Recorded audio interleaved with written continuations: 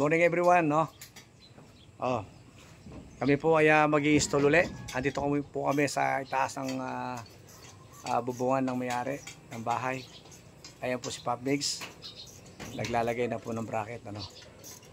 Okay. So, yung pong evaporator niya nakakabit na. Ayan, no? Kung makikita nyo. Kahapon, ito po yung kasamahan nung isang ginawa namin, no? So hindi lang namin pinakita kung paano kami maglagay ng bracket sa indoor, no? So yun guys, okay, this is Lazaro RAC Vlog. Muli magandang araw po sa inyo at sana po ay mapanood nyo rin ang aming mga video. Okay.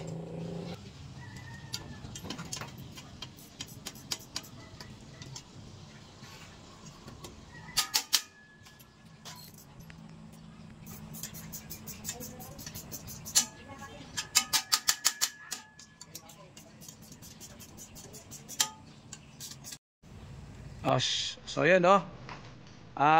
Bigyan lang shoutout nga pala sa iyo, Pop Mix, no? Kahit na birthday mo ngayon, nagtatrabaho pa rin tayo, no? Pagkatapos naman itong trabaho natin, magsi-celebrate naman tayo, okay? So yun, happy birthday sa Pop Mix. So ayun, dahil wala po kaming isang assistant, no? Helper. So yun, ako na po yung nag-abot dito sa may bintana. Ayan, no? Okay. So yun, isasalpak na lang po, no?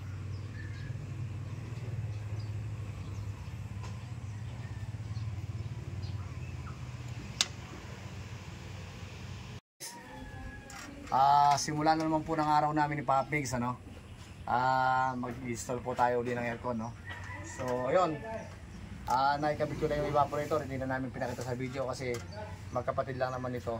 So gayahin nyo lang po yung pattern natin, ano, kung paano mag-install ng split type aircon, okay? So maaga na kaming naging trabaho dahil nakabilad po itong yero na to at mamaya mainit na po dito. Shoutout nga pala sa mga ka-team ko, sa mga ka-team BFF ko. To all team BFF, mega love shoutout po sa inyo. Bili ka, my friend. Shut up, my friend. Ayun, shoutout nga pala sa aking new buddy, si Sir Joey De Jesus, no? Shout out. Pakita mo si Sir Joey. Pakita ko na siya.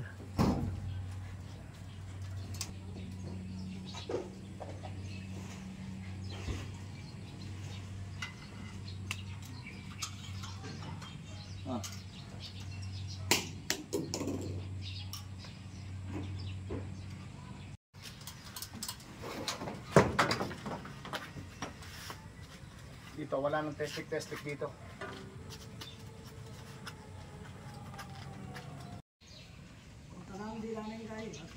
Owa. Opo, ayan, no? Okay na po. Malapit na po siyang mabalutan lahat, no?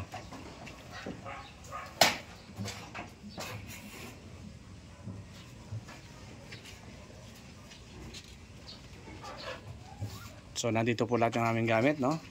Nakakarga po lahat. Ayun po yung ating outdoor, no?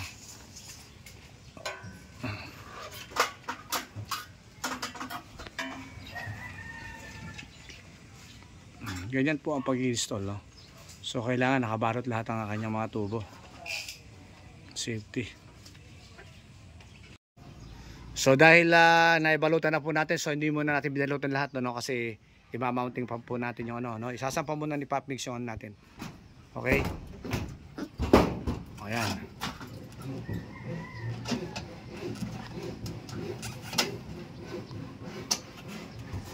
So titingnan natin yung mga piping niya kung umabot, no?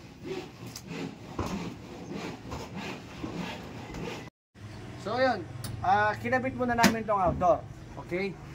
Kasi hindi pa po naka-fix itong ating mga tubo, no? So kailangan ipipix muna natin yan, no? Kasi ang tawag dito,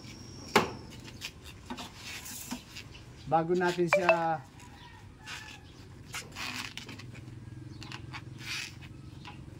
nagkakamali. Dito talaga siya. Yun. So kailangan po kasi lalagay muna natin yung mga tubo para pagka binalutan natin, salpak na lang ng salpak, no? Okay.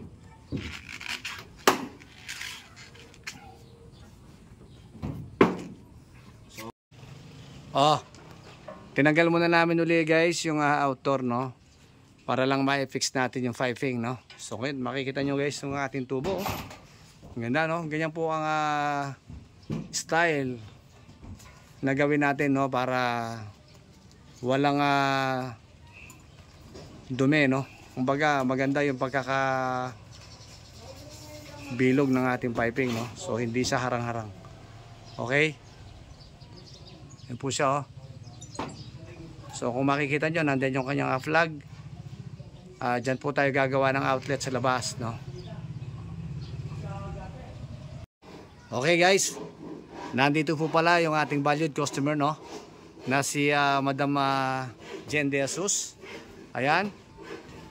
Ayan po ang ating valued customer. Napakaganda po ng ating valued customer guys, no? At syempre manang-mana po sa kanyang nanay na maganda rin naman, okay? So yun po ang ating valued customer. Thank you so much Mama Jen De Jesus and Mami, ano po pangalan ni Mami? Mami Sally De Jesus. Thank you so much po sa pagtitiwala nyo sa Lazaro Refrigeration and Air Conditioning Services. Thank you so much. So yun guys, malapit na po tayo matapos, ano? So isasalpak na lang po namin ito and then babacuum na lang po natin, okay? Abangan nyo po guys ang mga susunod na video, okay? Okay, sasampan na po natin uli, no? Yan, sinampan na po uli, no? Ipipix na po natin, ano? Para nasa ganun ay mapaandar na po natin. Okay, yan, i-connect na lang po natin yung mga tubo and then magbabacuum na po tayo uli.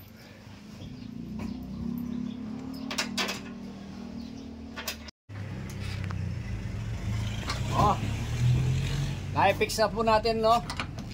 So at the same time po naglagay ulit tayo ng ano, ng Teflon, no? So sa iba talaga hindi nila nilalagay yan. Kasi ako sa tagal ko nang gumagawa ng aircon, hindi ko po kinakaligtaan maglagay ng Teflon, ano? Kasi wala pa pong sumingaw sa mga ginawa namin, nalagyan namin Teflon, no? Mas safety kasi kapag may Teflon talaga siya, no? So pwede naman po walang Teflon. So kanya-kanya lang po tayo ng way kung paano mag-install ng split type aircon, no? So sa mga veterano dyan, so thank you so much. At sa mga veteranong nakikita ko nanonood ng aking video, thank you so much po. So na-fix na po natin yung piping. Ito naman pong communication wire, no? Okay.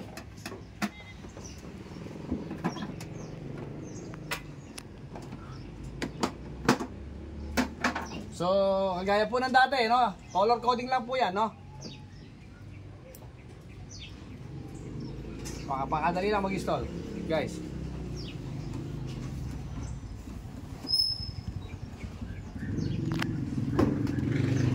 Ayan guys, no? Very simple. How to install,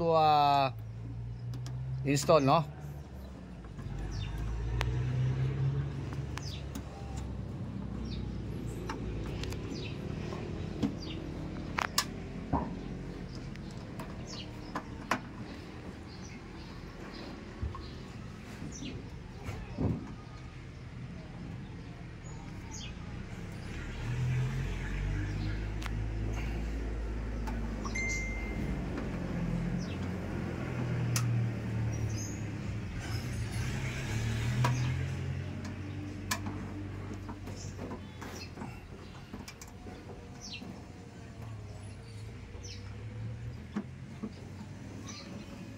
Okay.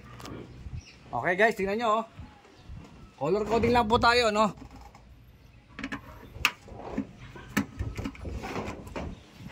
So ito, iipitin natin ito ngayon. Yung kanyang wire. Yan.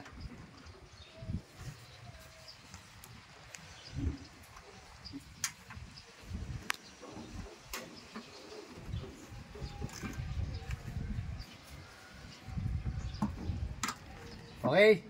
So, pipix na po natin. Magbabacuum na po tayo. Okay guys. Tapos na po tayo, no? Okay? Magbabacuum na po tayo para mapawalan na po natin yung kanyang freon, ano? Okay, ayan na po. Halos tapos na po, no? So, tingnan nyo po guys yung pagkakabalot ng kanyang tubo.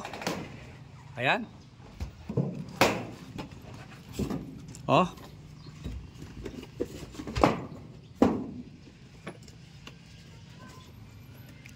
No hassle, no? Okay. So, nakapix na po yan. Magte-test leak na lang po tayo. Guys, mainit na yung sikat ng panahon, no? Medyo tinanghali kami.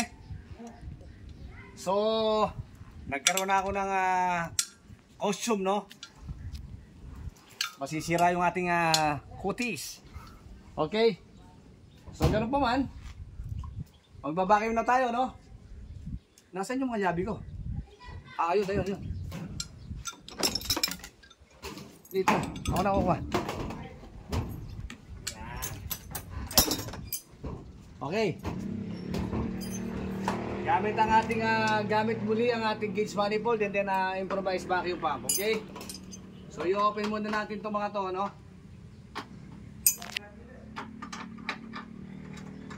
Open muna natin 'to.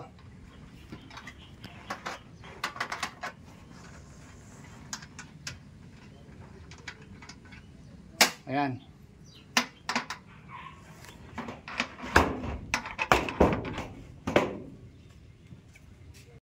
Oh. Okay. Naka-set up na po tayo, no? Gaya ng dati, gauge manifold, yung red na high side. Papunta po rito sa ating charging line, papuntang aircon.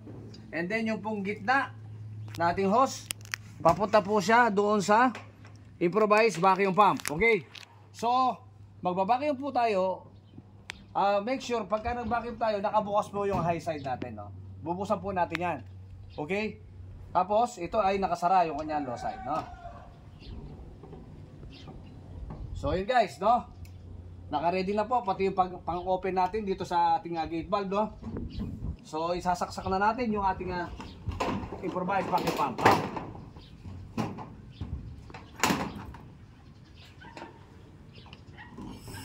Okay, mandar na siya. Ayan, bumacuum na po. Okay? Bumacuum na siya guys, no?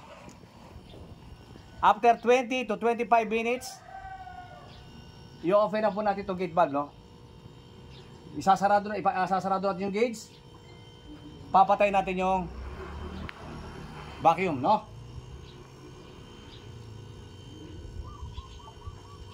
Okay? Ayan, no? Ay, si Pop Mixon nandun sa ilalim ng kuryente, oh. Nag-i-emote siya. Mayroon na naman siyang ka-callmate, no? Ay, Utris, munti ka na matupilas dyan. Ayan, oh. Meron siyang kadil. Happy birthday. Sana dumami pa asawa mo. Ay, dumami pa buhay mo. Ayan, oh. Okay guys, kasalukuyan nagbabacuum pa kami, no? So nakikipagchismisan muna ako dito sa terrace ng aking customer, no? Ayan.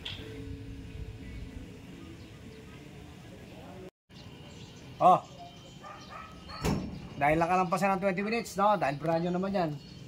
Tanggalin na natin, okay? Sasalatan muna natin itong ating gauge manifold. Okay? And then plug, unplug. Okay? Bubuksan na ngayon natin ito. Dahil bubuksan na natin ito, magpapawala na tayo, magte-testing na tayo, no?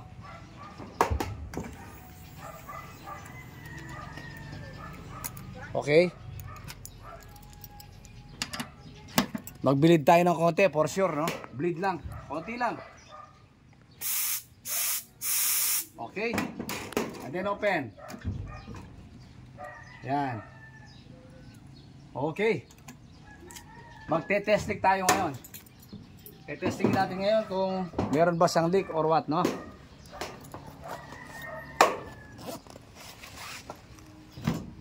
So gamit natin ang ating sabon. Titingnan natin ngayon kung meron siyang sumisingaw. Lagay natin dito to.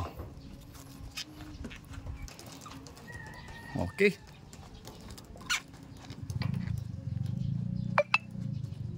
So yun, nakita nyo naman guys, no? Oh, nakita, close up mo to, anak. Okay. Nakita nyo naman guys, walang singaw, no? So, ibig sabihin, tapos na tayo. Okay? So, bago natin isarado to, pupunasan ko muna ngayon to para mawala yung kanyang, para hindi kalawangin, no?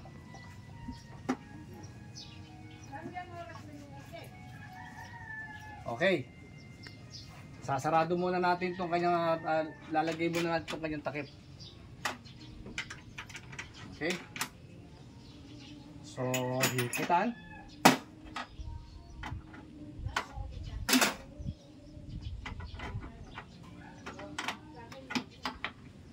Okay.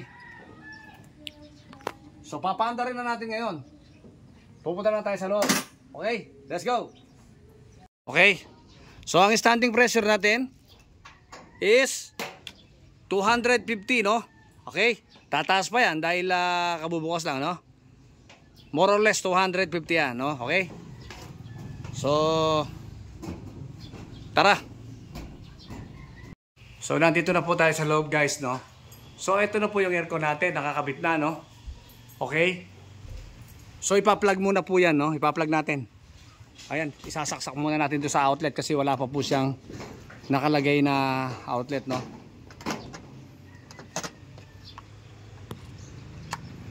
So yun, naka-plug na siya. Nasa remote natin.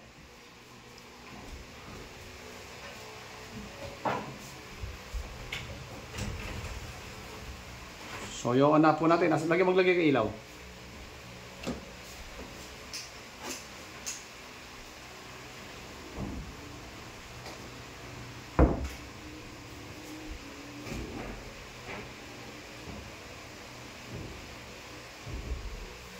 Guys, oh.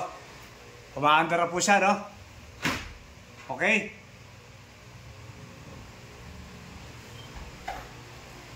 Ihintay lang po natin umandar yung ating compressor, no? Okay. Oh, guys, oh. O mapapansin nyo, guys, ayan po ang kanyang karga, guys, oh. 130, no? So malamig na po sa kanina, 150 yan sa unang karga. More than 150 PSI po kanina yan. Dahil malamig na po yung kanyang kwarto. So yun, bababa po talaga yan, okay?